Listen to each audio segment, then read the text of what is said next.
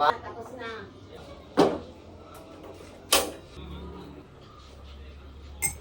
Yo, Kimpoy Life and Times ngayon. It's a good day kasi may nangyaring something na maganda sa akin. Pero anyway, ngayon, papasok muna ako dun sa looban, dun sa bahay ng lola ko. And magtitrip lang ako saglit dun kasi tapos na ako ng gawain dito. And yeah, kita-kits tayo dun.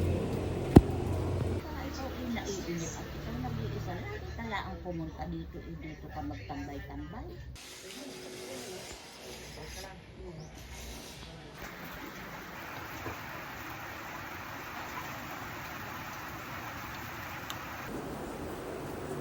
Yo, Kimpoy Life and Times ngayon, hapon na, hindi na ako nakapag-vlog kasi magdamag ako nagtrabaho. Pero yeah, ngayon ang gagawin ko, iikot muna ako sa, saan ba yun? Mabitak, Siniluan, Pami.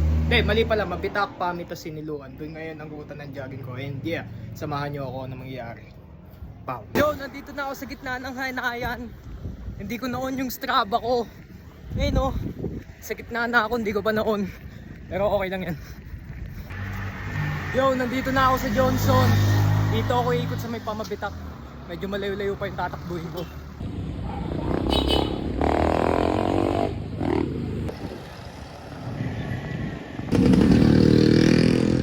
Yo, Kimpoy Life and Times, ang date natin ngayon December 6. At ngayon ang gagawin ko, pupunta ako doon sa bahay ng kuya ko kasi kailangan ng merong katulong doon sa looban kasi may gagawin daw eh. And yeah, kita-kits na lang tayo doon tapos tignan natin kung ano ulit magiging trip natin mamaya. Kimpoy Life and Times, out.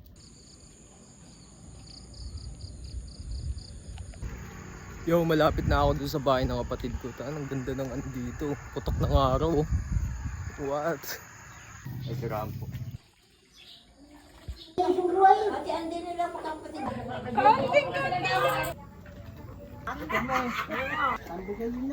Nakabidyo ba ka tayo? Oo, nakabidyo nga. Hindi nga nakabagyaw. Nakasaklangan, sa luna. Oo po, kagabi ta. Hindi pa lang isa ka pa. Matamis talaga yan. Namatay na kakamilmong ano. Hindi kami nangangain ng lahat.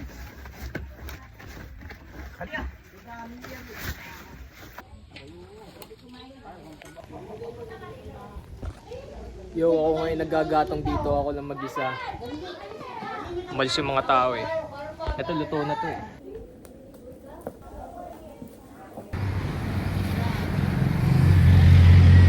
Ito yung binibigyo ko.